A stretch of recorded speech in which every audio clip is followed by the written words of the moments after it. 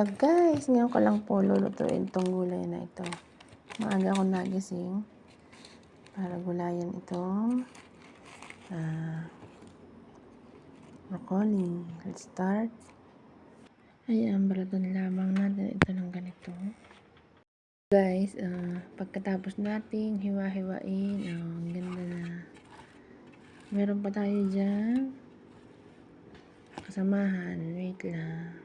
Yan ay carrots. Please, gumamit tayo nito. Peeler. O, diba? Ang bilis.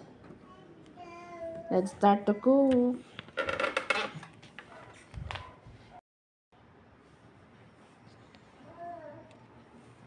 Natin lagyan ng garlic powder at saka sour cream onion. Sarap to. Ayan, palambutin lamang po natin ang laman ng gulay. Kain na, Asley! Tanghali na sa school.